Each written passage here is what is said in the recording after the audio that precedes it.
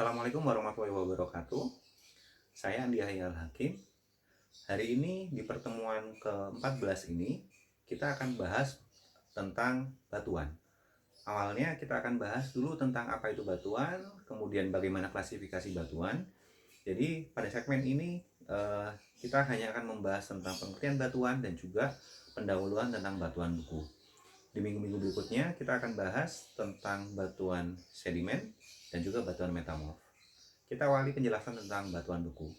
Selamat mengikuti.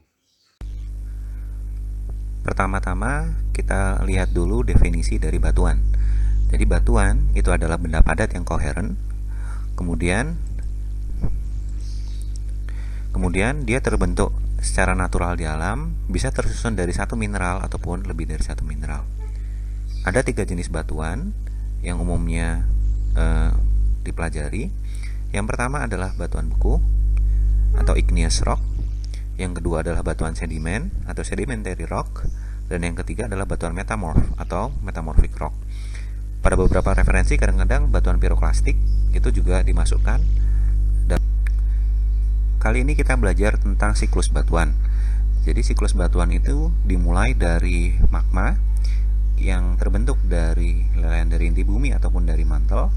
Kemudian ketika dia naik ke atas permukaan bumi, dia akan membentuk batuan yang membeku jauh dari permukaan yang disebut sebagai batuan beku intrusif, ataupun batuan yang dekat dengan permukaan membentuk batuan beku ekstrusif.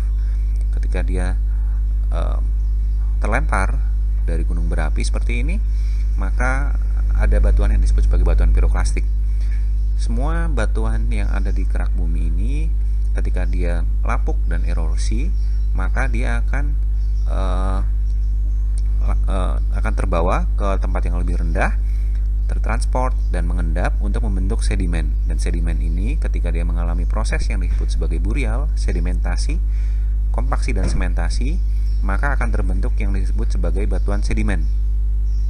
Batuan sedimen, batuan beku, ketika dia mengalami tekanan ataupun panas, maka akan berubah menjadi batuan malian atau batuan metamorf.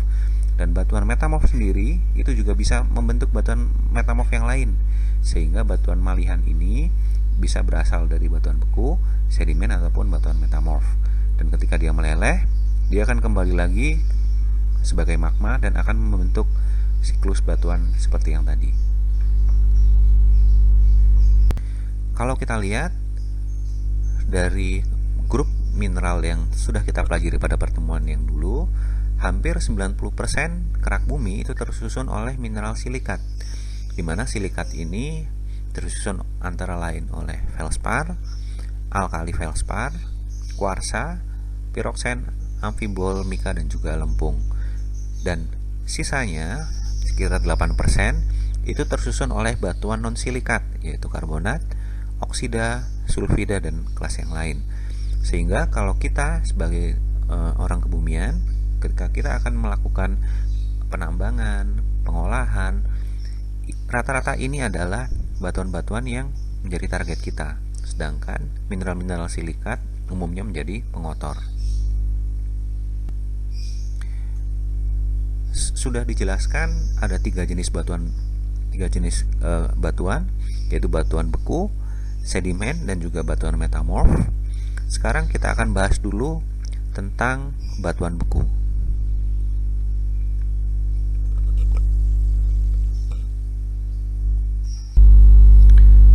Batuan beku dalam bahasa Inggris disebut sebagai igneous rock, yang berasal dari bahasa Latin yaitu ignis ataupun api.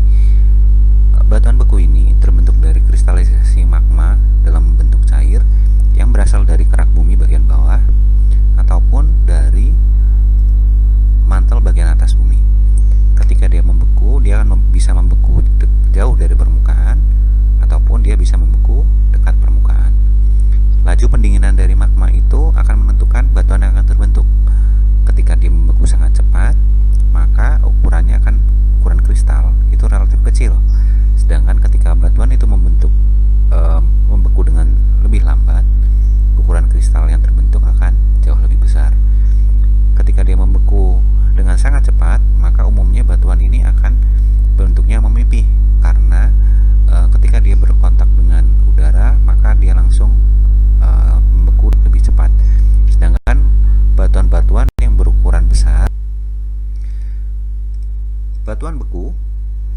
terbentuk dari dapur magma. Ketika dia membeku jauh dari permukaan, maka batuan yang akan terbentuk mempunyai kristal yang berukuran sangat besar dan laju pembekuannya lebih lambat. Ini yang disebut sebagai batuan beku intrusif.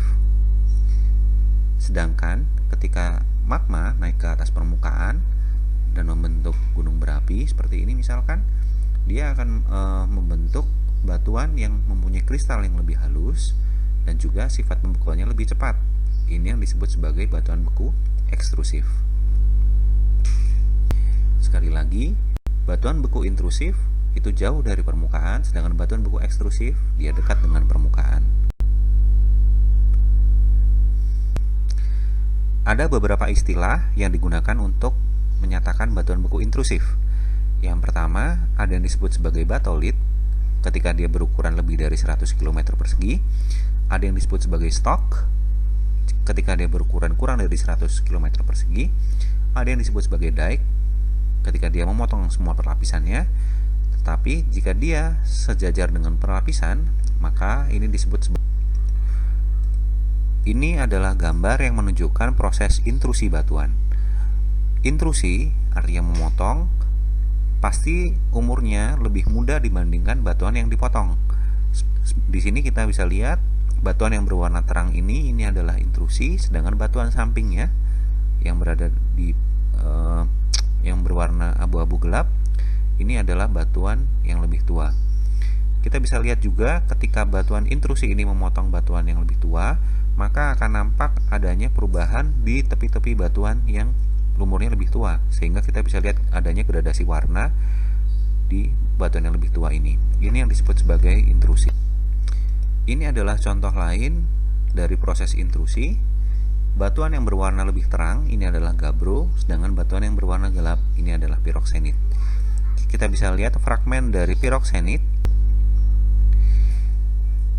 seperti yang disampaikan tadi. Ketika dia dekat dengan permukaan bumi, maka kristal yang terbentuk akan berukuran halus, sedangkan jika dia membeku jauh dari permukaan bumi, maka batuan akan membeku dengan lebih lambat, sehingga kristal yang terbentuk akan lebih kasar.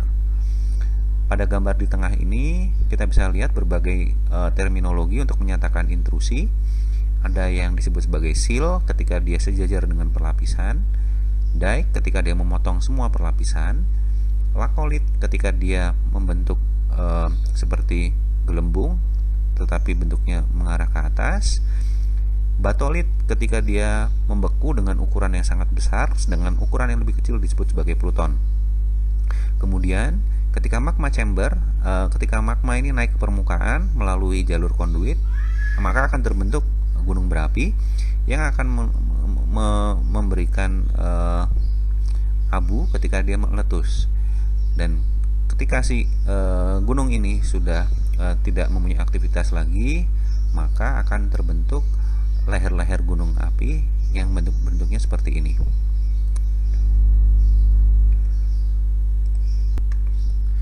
Tadi kita sudah membahas tentang batuan beku intrusif. Sekarang kita lihat apa itu batuan beku ekstrusif. Jadi batuan beku ekstrusif ini adalah batuan panas yang terbentuk dari magma yang sampai ke permukaan bumi. Ketika dia mendingin, maka akan terbentuk lava.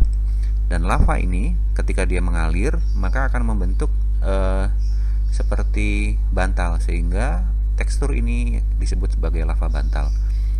Di Indonesia kita bisa lihat beberapa lava bantal. Sebagai contoh, di Karangsambung kita bisa lihat batuan ini membulat-membulat seperti ini. Ini adalah contoh dari lava bantal. Ataupun di Kota Bandung sendiri ada lava bantal yang berbentuk seperti selendang. Ini yang disebut sebagai batu selendang di batu selendang Karembong yang ada di THR Juanda. Contoh lain dari batuan beku ekstrusif adalah batuan basalt. Nanti kita akan belajar apa itu basalt. Di sini kita bisa lihat ini adalah salah satu contoh batuan beku ekstrusif yang ada di Pasir Impun di Bandung. Kadang dia bisa membentuk kekar-kekar kolom seperti ini. Ini adalah salah satu contoh dari batuan beku ekstrusif yang bisa kita lihat di ada istilah untuk membedakan tekstur pada batuan ekstrusif dan intrusif. Tekstur yang nampak pada batuan ekstrusif disebut sebagai afanitik, yaitu butir A itu menunjukkan tidak, sedangkan fanitik itu menunjukkan artinya terlihat atau tidak terlihat. Artinya, untuk melihat mineral pada batuan beku ekstrusif diperlukan alat bantu karena kristalnya sangat halus dan tidak terlihat oleh mata telanjang.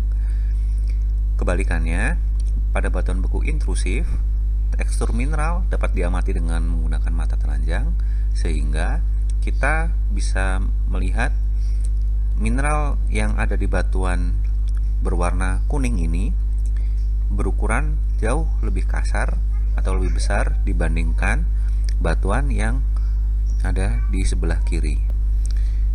Dengan menggunakan mikroskop, kita bisa bandingkan antara batuan ekstrusif dan batuan intrusif. Di sini kita bisa lihat granit adalah salah satu contoh batuan intrusif. Dia mempunyai ukuran yang sangat kasar. Sebaliknya, basalt adalah salah satu contoh batuan ekstrusif. Dia mempunyai ukuran yang sangat halus. Kita bisa lihat dengan pada skala 1 cm, ukuran granit sangat kasar, sedangkan basalt sangat halus. Ini adalah salah satu kunci untuk membedakan batuan beku ekstrusif dan juga intrusif.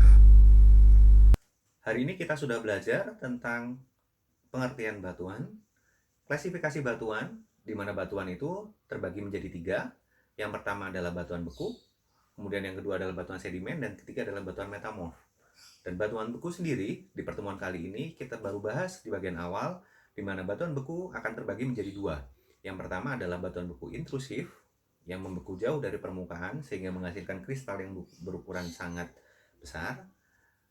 Dan yang kedua, batuan beku ekstrusif, yang membeku dekat dengan permukaan dan mempunyai kristal yang berukuran lebih halus. Terima kasih. Assalamualaikum warahmatullahi wabarakatuh.